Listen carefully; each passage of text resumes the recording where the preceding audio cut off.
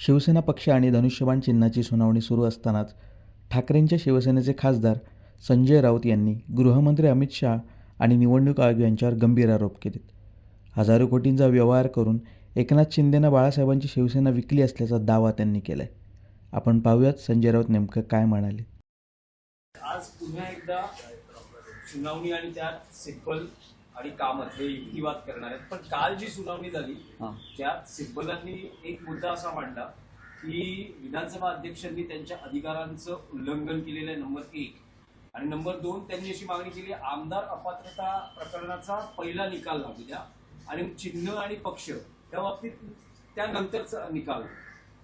निवडणूक आयोगानं तेव्हाच्या राजेश कुमार आणि विधानसभेचे अध्यक्ष राहुल नार्वेकर यांनी आर्थिक आणि राजकीय दबावाखाली निर्णय घेतला. मी काय म्हणालो? आर्थिक आणि राजकीय दबावाखाली निर्णय घेतला. निवडणूक आयोगाला पूर्णपणे तेव्हा विकत घेतलं गेलं आणि निवडणूक आयोगानं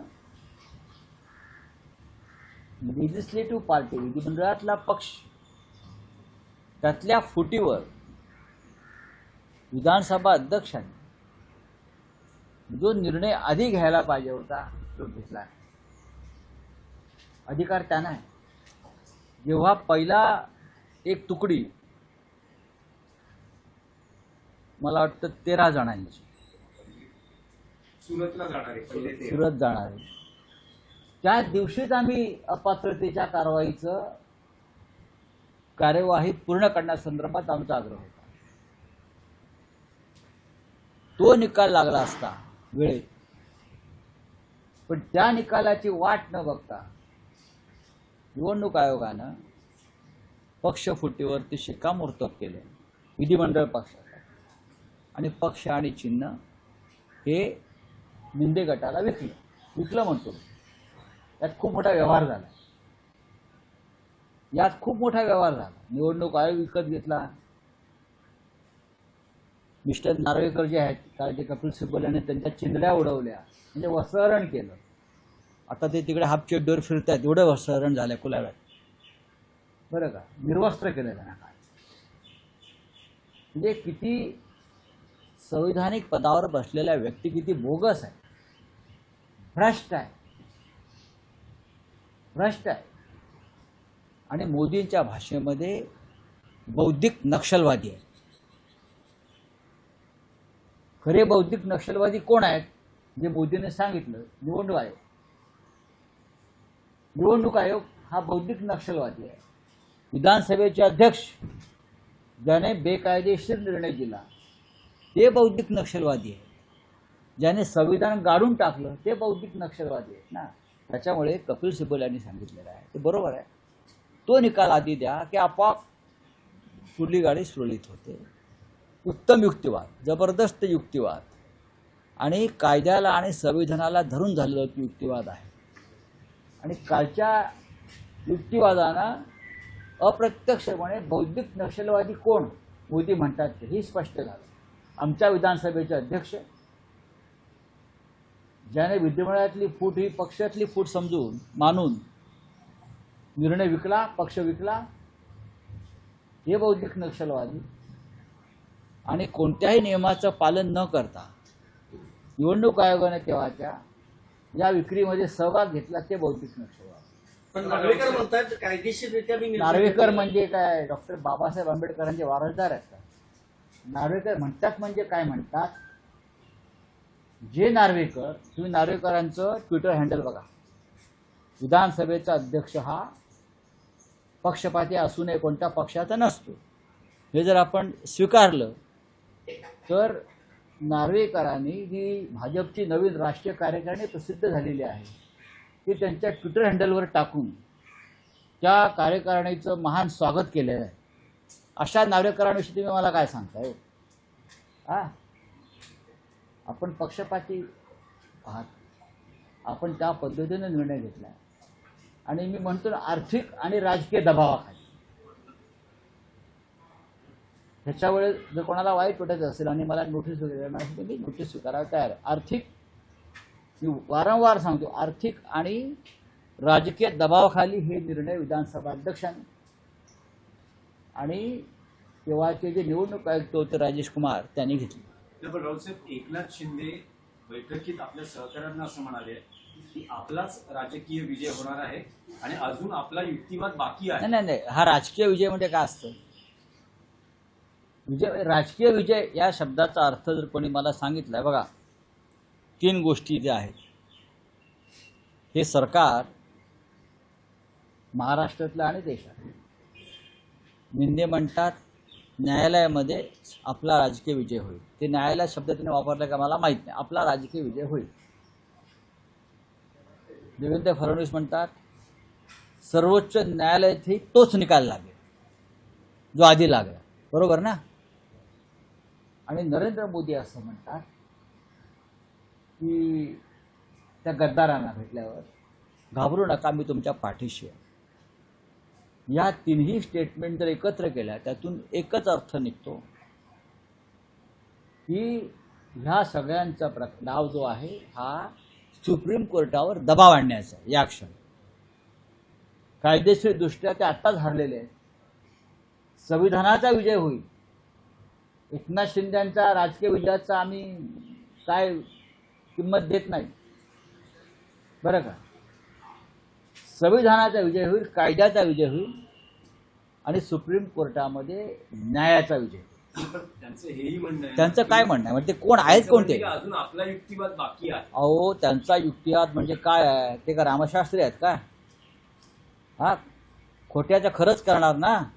ज्या पद्धतीनं आर्थिक आणि राजकीय दहशत निर्माण करून, दबाव निर्माण करून निर्णय घेतला, त्यांना असं वाटतं की ह्या वेळेला सुद्धा आम्ही ते करू शकू. पण त्यांचे वकील मनिंदर सिंग आहेत, त्यांनी यापूर्वी पक्षप्रमुख पद हेच चुकीचं आहे, बघा. हे असंविधानिक आहे असा युक्तिवाद केला होता. करू द्या ना. तेव्हा केला ना, तेव्हा त्याला परिस्थिती बदलली, तेव्हा केला. आता ह्याच्यापैकी कोणाच्या घरातून 200 कोटींच्या नोटा ईडीला सापडल्या त्यात आम्ही सांगू का? ते जे बोलतायत ना आता दिल्लीतल्या फार्म हाऊसमधून युक्तिवाद करणारे जे लोक आहेत, आता कोणाच्या घरातून 200 कोटीच्या नोटा सापडल्या, जप्त झाल्या, हा जरा तुम्ही अभ्यास करा, मग कळेल तुम्हाला की मी म्हणतोय ना आर्थिक आणि राजकीय दबाव. राजेश कुमारांपर्यंत आर्थिक व्यवहार झाला असा आरोप आहे तुमचा? 100%. मी आधी बोललो, निवडणूक आयोग हा माझा संदर्भ आहे. निवडणूक आयोगानं तेव्हा आमची शिवसेना बाळासाहेब ठाकरेंची, हिंदू हृदय सम्राटांची आणि धनुष्यबाणा विकला आणि हजारो कोटीचा व्यवहार झाला. त्याच्यामध्ये दलालीचं काम अमित शहानी केलं. हे मी ऑन रेकॉर्ड बोलतोय. हे अजिबात कापायचं नाही. परिणामांची जी काय आहे तयारी ती माझी आहे, भोगायला मी तयार आहे. त्याशिवाय इतका संविधानाचा खून करणारा निकाल कोणी देऊ शकत नाही, मोठं आमिष मिळाल्याशिवाय आणि मोठी धमकी मिळाल्याशिवाय. सर, एक विषय तुम्ही गेले अनेक दिवस सतत मांडतात, तो म्हणजे फडणवीस यांना दिल्लीत बोलावलं. आता एवढा महत्वाच्या विषयावर तुम्ही कशाला इतर विषयांवर? नाही, मुद्दा हा अत्यंत गंभीर विषयावरती आपण बोलतो. फडणवीसांनी त्यावर आपली भूमिका व्यक्त केलेली आहे की मी महाराष्ट्रातच राहणार, कोणी किती पतंग उडवा, काही करा, चर्चा करा. पण आता मिसेस फडणवीस असंही म्हणतायत की देवेंद्र फडणवीस हे महाराष्ट्राचे सेवक आहेत, त्यांना महाराष्ट्राची सेवा करू द्या, त्यांना का तुम्ही दिल्लीला पाठवता? नाही, आम्ही कुठे म्हणतो ते महाराष्ट्राचे सेवक नाहीत. ते महाराष्ट्राचे महान सेवक आहेत.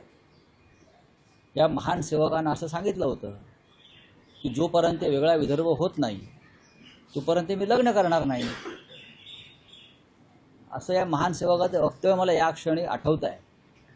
त्याच्यामुळे मी आमच्या वहिनीसाहेबांच्या भावना समजून घेऊ शकतो. पण शेवटी राष्ट्र महत्त्वाचं आहे ना. RSSसाठी, संघासाठी, भाजपसाठी राष्ट्र प्रथम आहे आणि मोदी प्रथम आहेत. जर मोदींची इच्छा आहे, जर राष्ट्राची हाक आहे, साध आहे, तर भले भले लोक यशवंतराव चव्हाणांपासून देशाच्या सेवेला गेले आहेत ना. महाराष्ट्र सेवेच्या पुढे राष्ट्रसेवा आहे.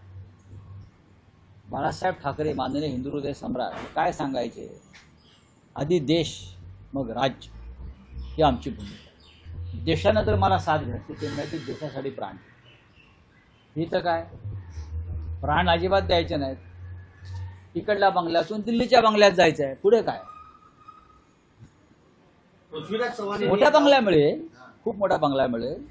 त्याच्यामुळे हळूहळू वहिनी साहेबांनी मानसिकता तयार केली पाहिजे. पृथ्वीराज चव्हाण यांनी एक दावा केलाय 2014 साली राष्ट्रवादी काँग्रेसच्या आशीर्वादामुळे फडणवीस सरकार सत्तेत आलं. नाही, मला त्याच्याविषयी माहीत नाही. सगळे एकत्र ते सत्तेमध्ये होते. त्या खिचडीमध्ये कुठे आम्ही नव्हतो. बरं का, आमची स्वीट डिश नंतर तयार झाली, खिचडी आधी होती. नाही रावसाहेब 2014च्या 2019च्या सत्ता स्थापनेची अनेकदा चर्चा होते, पण 2014ला जी सत्ता स्थापन झाली मग म्हणजे एकनाथ शिंदे ठीक आहे. विरोधी पक्षात हो, पण असे एकाच वेळेला किती प्रश्न घेणार होतो. हा वेगळा विषय आहे तो. बोले आप क्या है. आणि एक कायदा सुव्यवस्थेचा जुन्नरमध्ये जे हत्याकांड झालं 10 वर्षीय त्या मुलीवर त्यांच्यावरून अत्याचार करून काय वाटतं मुख्यमंत्री गृहमंत्री राजीनामा द्यावा का? वाचलं मी काय वाचलंय मी. लहान मुलीवरती अत्याचार झाला. संभाजीनगरमध्ये घटना झाली आहे, पुण्यात ही झाली आहे. असं आहे की म्हणूनच मोदींची इच्छा आहे की राज्याची कायदा सुव्यवस्था पण सुधारायची आहे. त्याच्यामुळे मुख्यमंत्री बदलायला पाहिजे. गृहमंत्री आहेत ना राज्याचे. मुख्यमंत्री हे गृहमंत्री आहेत. मुलींवरती वारंवार अत्याचार होत आहेत. मुलींवर संभाजीनगरचा आपण उल्लेख केला, पुण्यात त्या नसापूरचा काय तिकडला एक उल्लेख झाला, म्हणजे प्रकार घडला. जुन्नरचा काल मी वाचण्यात आलं माझ्या. लहान मुलींवरती हे नरभक्षक आणि नरराक्षस अत्याचार करून त्यांच्या हत्या करतायत. हा कायदा आणि सुव्यवस्थेचा विषय आहे. याविषयी सुद्धा वहिनी साहेबांनी बोलायला पाहिजे. किंवा महाराष्ट्राची जी सेवा सुरू आहे देवेंद्रजीकडून, त्या सेवेमध्ये या लहान मुलींचं रक्षण येत नाही का? लहान मुलींच्या अब्रूचं रक्षण त्या सेवेमध्ये मोडत नाही का? याच्यावर जर त्यांनी काही व्यवस्था दिली विधानसभेच्या भाषेत तर महाराष्ट्र ऐकायला उत्सुक आहे. आणि मला असं वाटतं की या राज्याची कायदा व्यवस्था पूर्ण कोलमडली आहे, ती आता देवेंद्रजींच्या हातात राहिलेली नाही.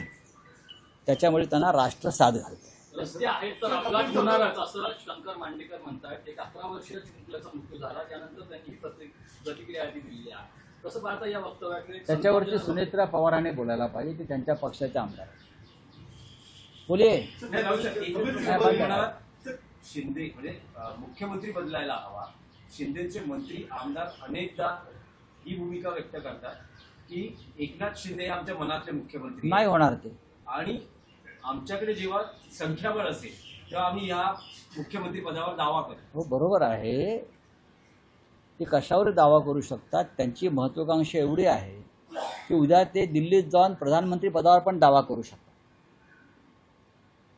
प्रधानमंत्री पदावर दावा करू शकतात, एवढी त्यांची राक्षसी महत्वाकांक्षा. त्याच्यामुळे त्या महत्वाकांक्षेचं काय करायचं हे प्रधानमंत्री मोदी आणि अमित शहा पाहतात. नाही, मग याला जोडून मुंडे साहेब ज्या वेळा काँग्रेसमध्ये जाणार होते असं म्हणताय. कपिल सिब्बल ने का युक्तिवाद किया था, उसका क्या कहना है? और दूसरी बात कहा कि ये बेचा गया है, इसके बारे में बताइए। मैंने बार बार ये कहा है कि हमारे पार्टी और हमारे पार्टी सिंबल को बेचा गया है चुनाव आयोग की तरफ से, अमित शाह की तरफ से. बहुत बड़ा हजारों करोड़ का डील हो गया उस वक्त, और हमारी पार्टी और हमारा सिंबल धनुष्यबाण तीर कमान ये एकनाथ शिंदे को बेच दिया. लगभग 5,000 करोड़ का डील उस वक्त हुआ था. ये बहुत बड़ा पाप किया, संविधान से छेड़छाड़ की, कानून को तोड़ दिया, नियमों को तोड़ दिया. विधानसभा के अध्यक्ष राहुल नार्वेकर और वहाँ उस वक्त के चुनाव आयुक्त राजेश कुमार और अमित शाह, ये तीनों में डील हो गई और एकनाथ शिंदे को हमारी पार्टी शिवसेना हिंदू हृदय सम्राट जी और उनका सिंबल धनुष्यबाण उनको बेच दिया.